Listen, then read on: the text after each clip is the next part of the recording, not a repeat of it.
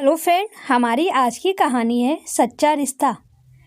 Train चलने को ही थी कि अचानक कोई जाना पहचाना सा चेहरा जनरल बोगी में आ गया। मैं अकेली सफर पर थी, सब अजनबी चेहरे थे। स्लीपर का टिकट नहीं मिला तो जनरल डिब्बे में ही बैठना पड़ा। मगर यहाँ ऐसे हालात में उस शख्स से मिलना जिंदगी के लिए एक संजीवनी के समान था।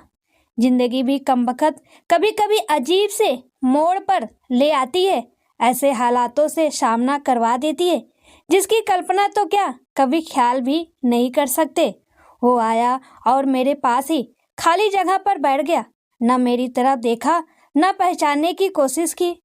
कुछ इंच की दूरी बनाकर चुपचाप पास आकर बैठ गया। बाहर सावन की रिमझिम लगी थी, इस कारण वो कुछ भीग गया था।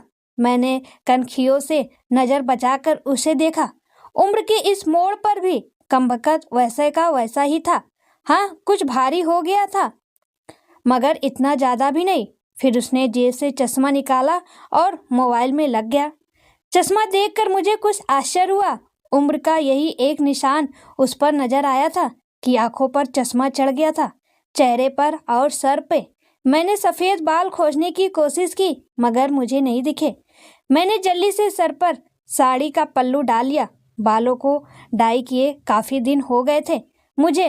ज्यादा तो नहीं थे सफेद बाल मेरे सर पर, मगर इतने जरूर थे कि गौर से देखो तो नजर आ जाए। मैं उठकर बाथरूम गई, हैंड बैग से फेस वॉश निकाला, चेहरे को ढंग से धोया, फिर शीशे में चेहरे को गौर से देखा। पसंद तो नहीं आया, मगर अजीब सा मुंह बनाकर मैंने शीशा वापस बैग में डाला और वापस अपनी जगह पर आ गई। मगर वो साहब तो खिड़की की तरफ से मेरा बैग सरकाकर खुद खिड़की के पास बैठ गए थे। मुझे पूरी तरह देखा भी नहीं, बस बिना देखे ही कहा सॉरी। भागकर चढ़ा तो पसीना आ गया था, थोड़ा सूख जाए फिर अपनी जगह बैठ जाऊंगा। फिर वह अपने मोबाइल में लग गया। मेरी इच्छा जानने की कोशिश भी नहीं की। उसकी यही बात हमेशा मुझे बुरी लगती थी। फिर भी न जाने उसमें ऐसा क्या था कि आज तक मैंने उसे नहीं भुलाया। एक वो था कि 10 सालों में ही भूल गया। मैंने सोचा शायद अभी तक गौर नहीं किया, पहचान लेगा। थोड़ी मोटी हो गई हूँ, शायद इसलिए नहीं पहचाना। मैं उदास हो गई। जिस शख्स को जीवन में कभी भुला ही नहीं पाई, उसको मेरा चेहरा ही याद नहीं। माना कि ये औरतों और लड़कियों को ताड़ने की इसकी आदत नहीं, मगर पहचाने भी नहीं। शादीशुदा हूँ, मैं भी शादीशुदा हूँ, जानती थी। इसके साथ रहना मुश्किल है, मगर इसका मतलब ये तो नहीं कि अपने ख्यालों को, अपने सपनों को जीना छोड़ दूं। एक तमन्ना थी कि कुछ पल खुल के उसके साथ गुजारूं। माहौल दोस्ताना ही हो, मगर हो तो सही। आज वही शख्स पास बैठा था जिसे स्कूल टाइम से मैंने दिल में बसा रखा था। सोशल मीडिया पर उसकी सारे अकाउंट चोरी छुपे देखा करती थी। उसकी हर कविता, हर शायरी में खुद को खोजा करती थी। वो तो आज पहचान ही नहीं रहा। माना कि हम लोगों में कभी प्यार की पींगे नहीं चली, न कभी इजहार हुआ। हाँ, वो हमेशा मेरी केयर करता था और मैं उसकी केयर करती थी। कॉलेज छूटा तो मेरी शादी हो गई और वो फौज में चला गया। फिर उसकी शादी हुई। जब भी गांव गई उसकी सारी खबर ले आती थी। बस ऐसे ही जिंदगी गुजर गई।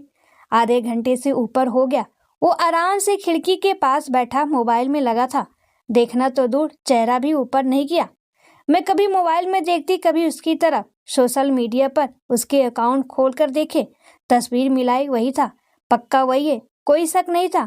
वैसे भी हम महिलाएं पहचानने में कभी भी धोखा नहीं खा सकती। 20 साल बाद भी सिर्फ आंखों से पहचान ले। फिर और कुछ वक्त गुजारा। माहौल वैसा का वैसा था, मैं बस पहलू बदलती रही। फिर अचानक टीटी आ गया, सबसे टिकट पूछ रहा था। मैंने अपना टिकट दिखा दिया। उससे पूछा तो उसने कहा नहीं है। टीटी बोला फाइन लगेगा। वो बोला लगा दो। टीटी कहाँ का टिकट बनाऊं? उसने जल्दी से जवाब नहीं दिया, मेरी तरफ देखने लगा। मैं कुछ समझी नहीं। उसने मेरे हाथ में थमी टिकट को गौर से देखा, फिर टीटी से बोला कानपुर। टीटी ने कानपुर की टिकट बनाकर दी और पैसे लेकर चला गया। वह फिर से मोबाइल में तल्लीन हो गया। आखिर मुझसे रहा नहीं गया। मैंने पूछ ही लिया, कानपुर में कहाँ रहते हो? वो मोबाइल में नजरें गड़ाए हुए ही बोला, कहीं नहीं। वह चुप हो गया तो मैं फिर बोली, किसी काम से जा रहे हो? वो बोला हाँ।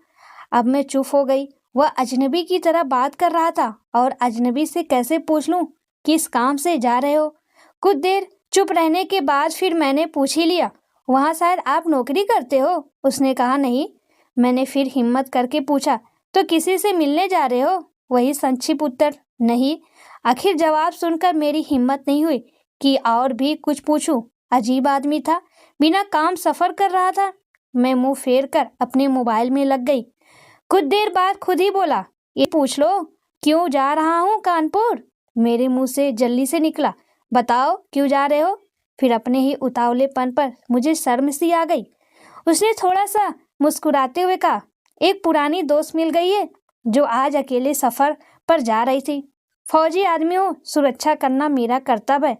अकेले कैसे जाने देता, इसलिए उसे कानपुर तक छोड़ने जा रहा हूँ। इतना सुनकर मेरा दिल जोर से धड़का।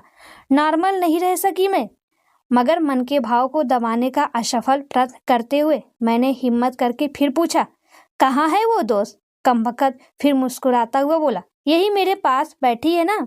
इतना सुनकर मेरे सब कुछ समझ में आ गया। क्यों उसने टिकट नहीं लिया, क्योंकि उसे तो पता ही नहीं था मैं कहाँ जा रही हूँ।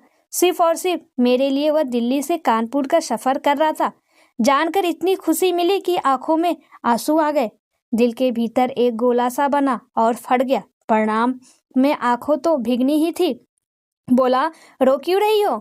मैं बस इतनी ही कह पाई, तुम मर्द हो, नहीं समझ सकते। वो बोला, क्योंकि थोड़ा बहुत लिख लेता हूँ, इसलिए एक कवि और लेखक भी हूँ, सब समझ सकता हूँ। मैंने खुद को संभालते हुए कहा, शुक्रिया मुझे पहचानने के लिए और मेरे लिए इतना टाइम निकालने के लिए। वो बोला, प्लेटफार्म पर अकेली घूम रही थी, कोई साथ नहीं दिखा तो आना पड़ा। कल ही रक्षाबंधन था, इसलिए बहुत भीड़ है। तुमको यूं अकेले सफर नहीं करना चाहिए। क्या करती, उनको छुट्टी नहीं मिल रही थी और भाई यहाँ दिल्ली में आकर बस गए। राखी बांधने तो आना ही था, मैंने मजबूरी बताई। ऐसे भाइयों को राखी बांधने आई हो जिनको ये भी फिक्र नहीं कि बहन इतना लंबा सफर अकेले कैसे करेगी।